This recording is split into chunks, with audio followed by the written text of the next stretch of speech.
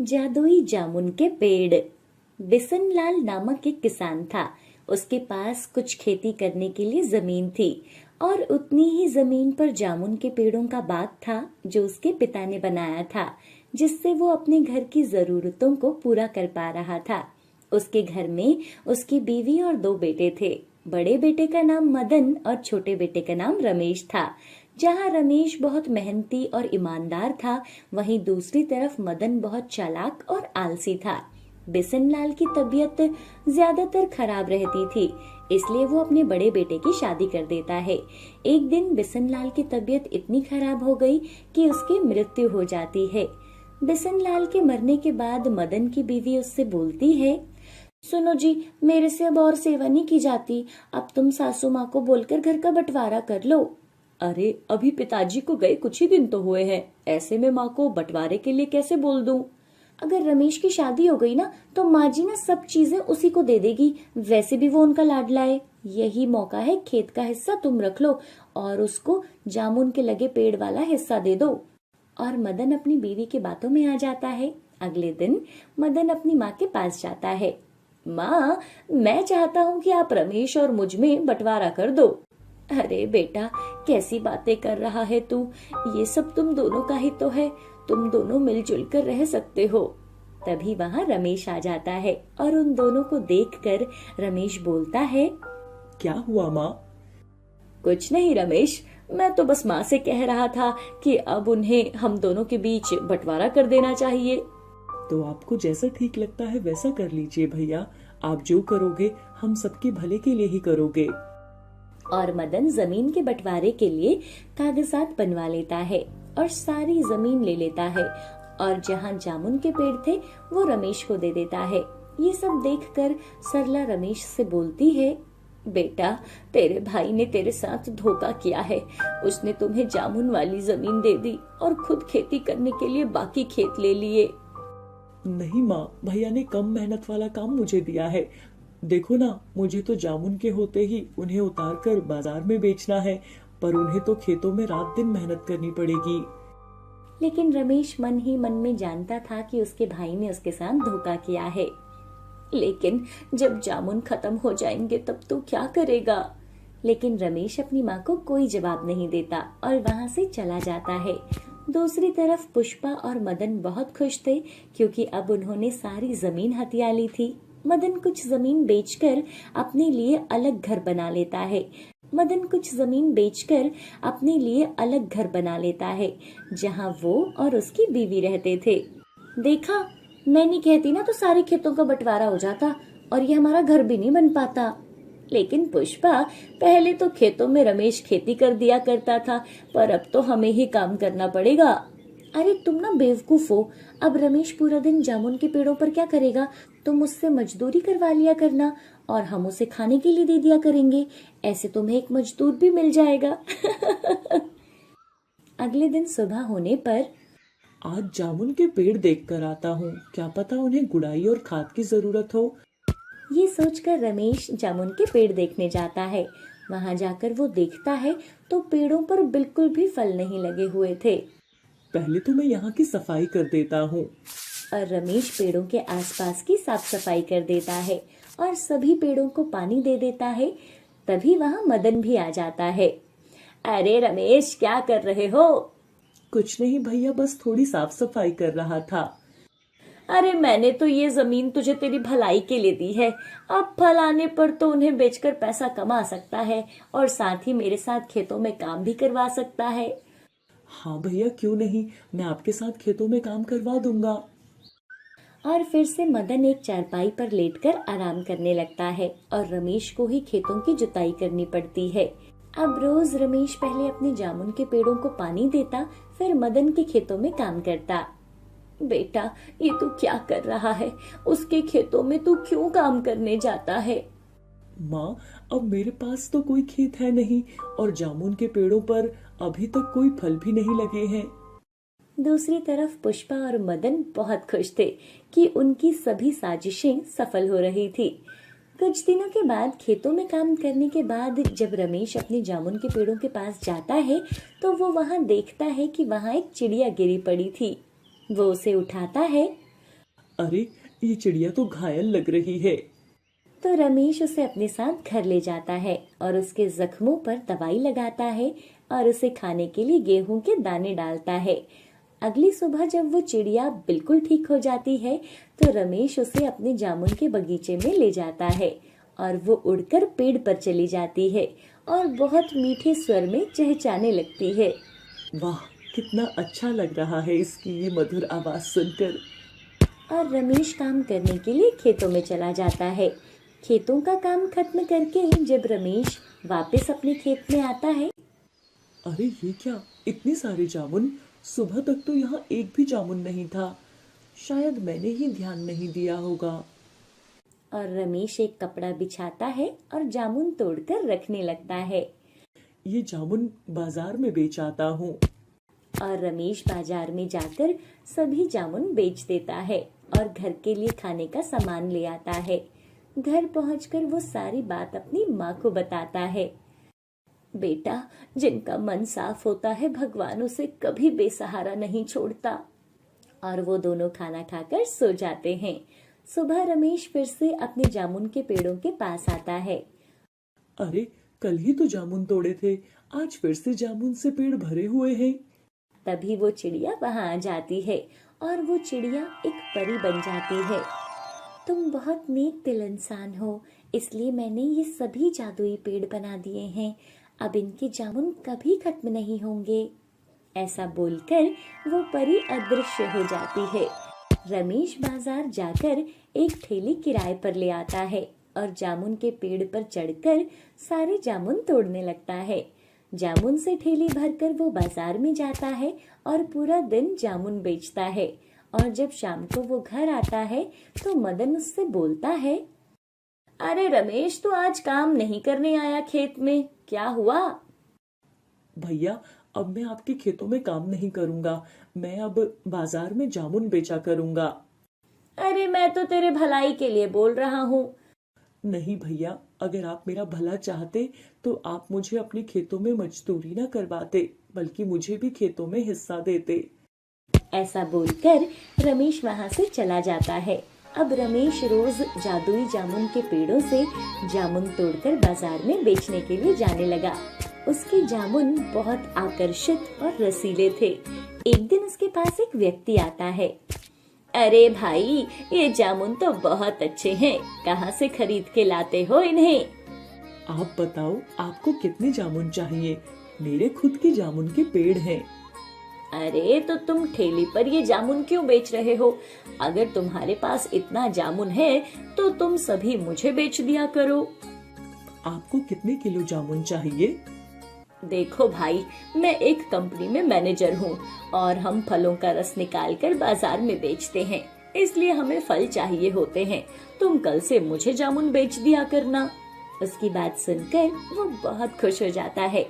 अब रमेश रोज बहुत से जामुन तोड़कर उस कंपनी वाले को बेच देता था और जैसे ही वो जामुन तोड़ता वहाँ और जामुन लग जाया करते थे। कुछ ही समय में वो बहुत धनी बन जाता है और वो गांव के लोगों की मदद भी किया करता था। रमेश की सफलता को देखकर मदन को अपने किए पर अफसोस होता है कि काश वो अपने भाई के साथ यूं धोखा ना करता तो आज वो भी उसके साथ होता। गंगापुर नामक एक गांव में सोहन अपनी माँ के साथ रहता था। सोहन खेती करता था। एक दिन सोहन अपने खेतों से लौटकर घर जा रहा था। तभी उसके सामने से दो आदमी आ रहे थे। अरे सोहन, कब तक ऐसे अकेले रहेगा? अब तो शादी की उम्र हो गई है। अब तो तुमसे कम उम्र के लड़कों के भी बच्चे हो गए हैं। कर लूंगा शादी, लेकिन उसके लिए अच्छी लड़की भी तो मिलनी चाहिए। ऐसा कहकर सोहन वहाँ से चला जाता है। कितने रिश्ते देख चुका है, लेकिन सबको मना कर देता है। माँ बेटा दोनों एक जैसे हैं। कोई बड़ा घर ढूंढ रहे होंगे। ऊपर से बोलता है मेरी माँ को जो अपनी माँ समझे और बिना सवाल किए उसकी बात माने, ऐसी लड़की चाहिए। लगता है फिर तो कुंवारा ही रहेगा। सोहन अपने खेत में काम करके घर आ जाता है। माँ, खाना दे दो, मुझे बहुत भूख लगी है। मैं हाथ मुंह धोकर आता हूँ। हाँ हाँ, क्या पूरी उम्र मुझसे ही काम करवाएगा? कितना बोलती हूँ, कितने अच्छे अच्छे रिश्ते आए थे, बोला था कि शादी कर ले, लेकिन अब कहाँ तू मेरी बात मानेगा। हाँ, मैं भला कब तक ऐसे काम करती रहूंगी। तभी सोहन हाथ मुंह धोकर अंदर आ जाता है। अरे माँ, शादी भी कर लूंगा, लेकिन अगर उसकी तेरे साथ नहीं बनी तो, और वो तुझसे लड़ाई झगड़ा करने लगी तो, इसलिए एक अच्छी लड़की मिलना बहुत जरूरी है माँ। देखना, गांव में सबसे सुंदर लड़की ब्याह करके लाऊंगा, जो तुझे अपनी माँ समझेगी और तेरी खूब सेवा करेगी। हाँ, बातें बनाता रहता है। आज तक कितनी लड़कियां देखी, लेकिन सबको मना कर देता है। अब किसी के शक्ल पर तो नहीं लिखा कि वो मुझसे लड़ाई करेगी या मुझे माँ समझेगी। सोहन और उसकी माँ घर में दो ही लोग थे। पिताजी के जाने के बाद उसकी माँ ने उसे अकेले ही पाला था। घर की पुश्तैनी जमीन थी जिस पर सोहन खेती करता था और उससे ही घर का खर्च चलता था। एक दिन सोहन की माँ, बेटा, वो तेरी चाची आई थी, उसने मुझे एक रिश्ता बताया है। बोल रही थी लड़की बहुत संस्कारी है, तू सुबह ही रूपनगर गांव के लिए निकल जा और उन लोगों से मिलकर आ जा। क्या? रूपनगर? माँ, तुम मुझे इतनी दूर भेज तो रही हो, लेकिन अगर मुझे वो लड़की पसंद नहीं आई तो मैं मना करके आ जाऊंगा। तुम अभी से ऐसी अशुभ बातें क्यों कर रहे हो बेटा? अच्छा माँ, ठीक है, मैं कल ही सुबह रूपनगर के लिए निकल जाऊंगा। अगले दिन सोहन सुबह के अंधेरे में ही घर से निकल जाता है। चलते चलते उसने काफी यात्रा तय कर ली थी। गर्मियों का मौसम था, सूर्य की गर्मी से सब कुछ तप रहा था। इतनी गर्मी में सोहन पैदल चल रहा था। चलते चलते वो बहुत थक गया था। हे भगवान, ये सूर्य आज तो जला ही देगा। इतनी गर्मी में चल चल कर मैं तो थक गया हूँ। कुछ देर बैठकर यहाँ आराम कर लूंगा तो सही रहेगा। आगे चलते चलते उसे एक बड़ा सा पेड़ दिखाई देता है। अरे, वो रहा पेड़। ऐसा करता हूँ, यहीं रुककर आराम कर लेता हूँ। अभी तो दोपहर हुई है, कुछ देर आराम करूंगा और फिर आगे की यात्रा के लिए निकलता हूँ। वाह, कितनी अच्छी छाया है इसकी। कितना अच्छा होता अगर यहाँ एक बेड होता। कितनी अच्छी नींद आती इस छाया में। तभी अचानक से वहाँ एक बेड आ जाता है जिसपे बहुत ही मुलायम गद्दा लगा था और उस पर मखमली चद्दर भी थी। अरे, ये क्या? यहाँ बेड कैसे आया? वो अपनी आंखों पर विश्वास नहीं कर पाता और उस बेड पर आराम से बैठ जाता है और सोचता है, मुझे बहुत भूख लगी है। कितना अच्छा होता अगर मुझे यहाँ कुछ खाना मिल जाता। उसी समय वहाँ खाने से भरा थाल जिसमें अलग अलग तरह के व्यंजन थे, मानो वो खाने का थाल किसी राजा के लिए लगाया हो। सोहन बहुत भूखा था, इसलिए वो बिना सोचे समझे थाल का खाना खा लेता है। अरे वाह, क्या स्वादिष्ट खाना था, मजा ही आ गया। भरपेट स्वादिष्ट खाना खाने के बाद अब वो कुछ देर लेटना चाहता था और वो बेड पर आराम से लेट जाता है। तभी उसके दिमाग में आता है, क्या होगा अगर ये सारी चीजें यहाँ से गायब हो जाए और अचानक मुझ पर एक शेर हमला कर दे। जैसे ही सोहन ये सब सोचकर हटता है, वैसे ही वहाँ पड़ा थाल और बेड गायब हो जाते हैं और वो खुद को जमीन पर देखता है। अरे, मेरा बेड कहाँ गया? और वो सामने देखता है कि एक शेर दहाड़ते हुए उसी की तरफ आ रहा था। सोहन बहुत डर गया था और वो जल्दी से पेड़ के ऊपर चढ़ने लगता है और भगवान को याद करता है। हे भगवान, मुझे बचा लो, मेरी मदद करो। भगवान, मुझे बचा लो। तभी वहाँ उसे एक रोशनी दिखाई देती है और भगवान सोहन के सामने आ जाते हैं। वो शेर भगवान को देखता है और चुपचाप वहाँ से जंगल की ओर मुड़ जाता है। तब जाके सोहन चैन की सांस लेता है और पेड़ से नीचे उतरता है। भगवान, आपका बहुत बहुत धन्यवाद, आपने मुझे बचा लिया। ये जादुई पेड़ एक भगवान और गुरु के जैसा है।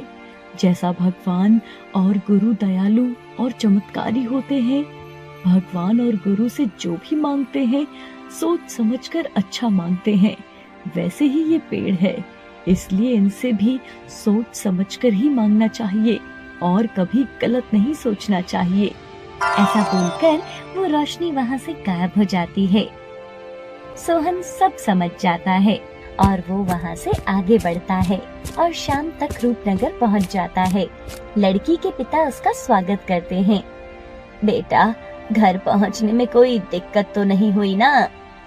नहीं जी, सब बहुत अच्छे से रहा, कोई दिक्कत नहीं हुई। लड़की के पिता उसे खाना खिलाते हैं और सोहन से बात करते हैं। देखो बेटा, हमारी एक ही बेटी है। हमने अपनी बेटी को अच्छे संस्कार और शिक्षा दी है और दहेज में हम कुछ नहीं दे सकते। देखिए, मुझे दहेज में कुछ नहीं चाहिए। मुझे तो बस एक अच्छी जीवन साथी चाहिए जो मेरे परिवार को भी अपना परिवार समझे। मेरे घर में मेरी माँ के अलावा और कोई नहीं है। हमारी कुछ जमीन है जिस पे मेहनत के हिसाब से फसल निकल जाती है। सोहन और लड़की को आपस में मिलाया जाता है और शादी की बात पक्की हो जाती है। सोहन आते समय फिर से उस जादुई पेड़ के नीचे बैठकर बोलता है, इस बार मैं अपने खेत में खूब मेहनत करूंगा। बस मेरी मेहनत का फल हमें देना और मेरी माँ और मेरे होने वाली पत्नी को मैं किसी चीज की कोई कमी नहीं होने दूंगा। उसके बाद वो अपने घर के लिए निकल जाता है। फिर सोहम अपने गांव पहुंचने पर अपनी माँ को बताता है कि उसको लड़की पसंद है। उसकी माँ ये बात सुनकर बहुत खुश हो जाती है। कुछ ही दिनों बाद बड़े धूमधाम से सोहन की शादी हो जाती है और सब खुशी से एक साथ रहते हैं।